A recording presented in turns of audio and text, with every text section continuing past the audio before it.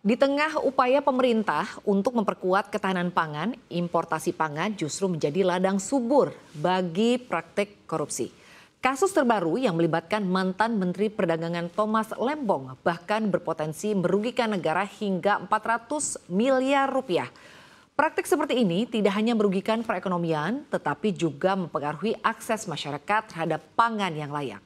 Lalu bagaimana sebenarnya kasus impor pangan ini bisa terjadi dan bagaimana dampaknya? Kita akan bahas bersama pemirsa dalam Dear Presiden Baru, importasi pangan masih jadi ladang subur bagi korupsi.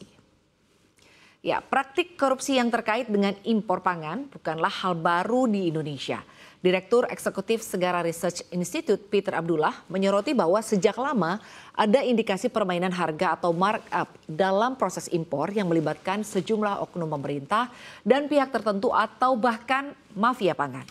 Praktik seperti ini tidak hanya merugikan negara, tetapi juga membebani rakyat dengan harga pangan yang kian mahal dan inflasi yang terus meningkat.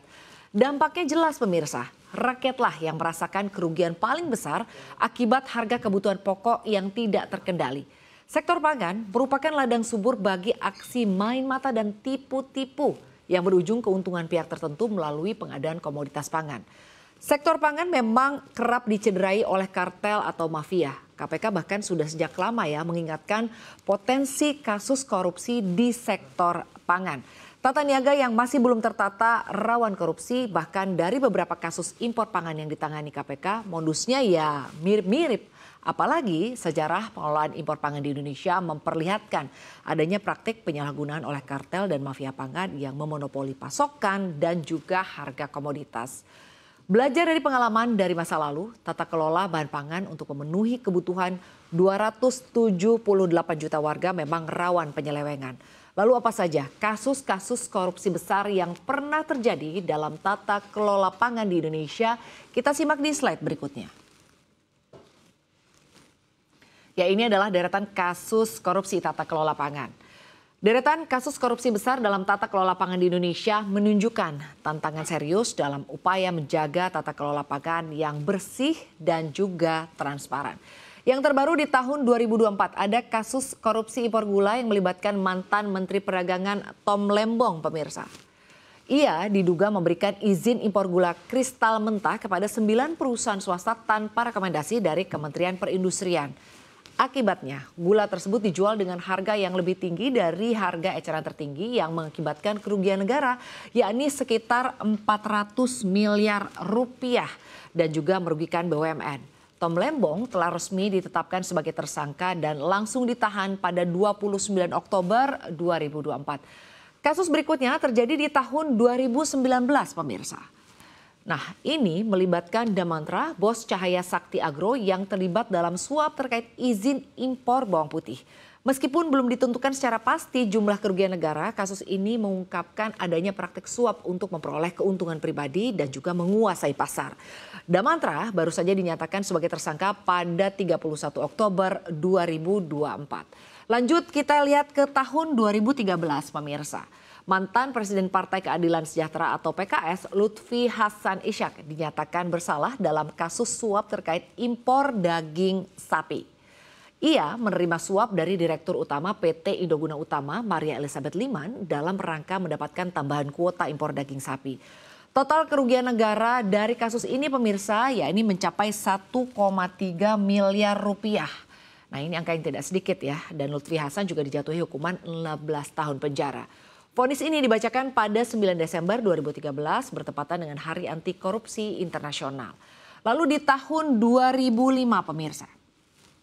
Ya, ada kasus korupsi juga terkait gula dan minyak goreng yang melibatkan Nurdin Halid, mantan Ketua Umum PSSI dan juga anggota DPR.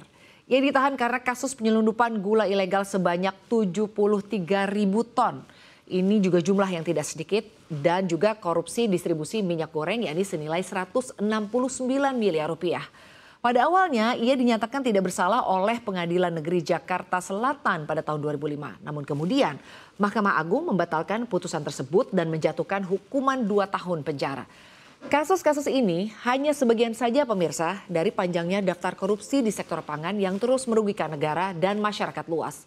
Sektor pangan ini adalah sektor yang sangat krusial bagi pemenuhan kebutuhan masyarakat, namun juga rentan terhadap penyalahgunaan kewenangan. Ke depan diperlukan komitmen yang kuat, transparansi dan juga pengawasan ketat agar tata kelola pangan bisa lebih terjaga serta kesejahteraan masyarakat dapat terpenuhi tanpa intervensi pihak-pihak yang hanya mengejar keuntungan pribadi. Dan jika hal ini dapat tercapai, maka bukan tidak mungkin cita-cita Presiden Prabowo untuk mencapai swasembada pangan ini bisa tercapai ya di 4 tahun ke depan. Lalu seperti apa strateginya? Kita akan bahas di slide berikutnya. Ya, Presiden Prabowo Subianto menyatakan komitmen Indonesia menuju swasembada pangan dan energi sebagai langkah utama guna menghadapi tantangan global yang semakin kompleks. Prabowo menyampaikan bahwa dalam situasi krisis global, negara-negara lain akan mengutamakan kepentingan domestiknya. Dan untuk itu, Indonesia ini harus mampu untuk memproduksi dan memenuhi kebutuhan pangan nasional secara mandiri. Presiden Prabowo yakin paling lambat 4 tahun atau bahkan sampai dengan 5 tahun kita ini akan swasembada pangan ya, atau Indonesia akan swasembada pangan bahkan siap untuk menjadi lumbung pangan dunia. Untuk mewujudkan hal tersebut, Menteri Koordinator Bidang Pangan Zulkifli Hasan mengungkapkan total anggaran untuk ketahanan pangan nasional pada tahun 2025 adalah sebesar 139,4 triliun rupiah. Adapun total anggaran ini tersebar di kementerian lembaga dan juga BUMN pangan yang berkaitan dengan ketahanan pangan nasional. Zulhas mengungkapkan anggaran sebesar 139,4 triliun rupiah ini juga termasuk untuk program cetak sawah, yakni seluas 150 hektar dan intensifikasi lahan sawah 80.000 hektar dengan total anggaran yang digelontorkan sebanyak 15 triliun rupiah. Nah, dengan anggaran yang tergolong sangat besar ini, tidak kita pungkiri bahwa potensi korupsi sebetulnya ya bisa-bisa saja terjadi lagi ya. Lalu apa saja sebenarnya dampak-dampak yang bisa muncul akibat praktik korupsi di sektor pangan ini? Kita lihat di slide berikutnya. Ya, dampak serius dari korupsi dalam sektor pangan tidak hanya mempengaruhi aspek ekonomi tetapi juga kepercayaan publik dan kualitas hidup masyarakat tentunya. Pertama, ini bisa terjadi krisis kepercayaan. Ketika korupsi merajalela, kepercayaan publik terhadap pemerintah tentunya akan hancur. Masyarakat merasa skeptis ya terhadap janji-janji manis yang disampaikan oleh pemimpin mereka karena praktek korupsi ini membuat mereka jadi ragu ya atau meragukan niat baik pemerintah dalam menangani masalah pangan dan juga kesejahteraan masyarakat. Selanjutnya nih yang juga penting menjadi perhatian ini adalah krisis gizi. Praktik korupsi dalam distribusi pangan mengakibatkan masyarakat ini kekurangan akses terhadap makan bergizi yang sangat penting untuk kesehatan dan perkembangan anak-anak. Kita harus ingat pemirsa bahwa anak-anak kita ini menjadi korban utama dari situasi ini. Program seperti makan bergizi gratis seharusnya bisa membantu ya atau diharapkan bisa membantu. Namun korupsi bisa menghalangi distribusi yang tepat waktu dan efektif dari makan bergizi kepada yang membutuhkan. Lalu yang selanjutnya adalah ekonomi yang terpuruk pemirsa. Kerugian negara akibat korupsi tidak hanya menghancurkan anggaran publik tetapi juga menghambat investasi dan pertumbuhan ekonomi secara keseluruhan. Ini adalah biaya yang harus dibayar oleh kita semua baik melalui pajak yang lebih tinggi maupun layanan publik yang semakin berkurang. Terakhir, tidak bisa kita abaikan adalah harga pangan. Harga pangan mahal ya pemirsa. Dan setiap suap dan kong-kali-kong yang terjadi berujung pada harga pangan yang semakin tidak terjangkau. Rakyat kecil menjadi yang paling menderita, sementara oknum korup justru menikmati hasil dari praktik yang tidak baik ini. Menko Polhukam tahun 2019-2024 Mahfud MD pernah mengungkapkan bahwa harga bahan pokok semakin mahal disebabkan oleh banyaknya mafia pangan yang mengambil dan juga menjualnya dengan harga yang tinggi. Meskipun negara telah memberikan bantuan kepada masyarakat, oknum yang terlibat dalam korupsi justru menjual bantuan tersebut dengan harga yang lebih mahal. Oleh karena itu, penting bagi kita untuk mendukung upaya pemberantasan korupsi dan mendorong transparansi ya dalam pengelolaan pangan. Hanya dengan cara ini kita bisa menciptakan sistem pangan yang adil dan juga berkelanjutan bagi semua lapisan masyarakat. Ya pemirsa, jika praktik korupsi ya di tanah air dibiarkan terus berlangsung, ambisi kita untuk menjadikan Indonesia sebagai negara yang maju dan sejahtera pada tahun 2045 bisa terancam.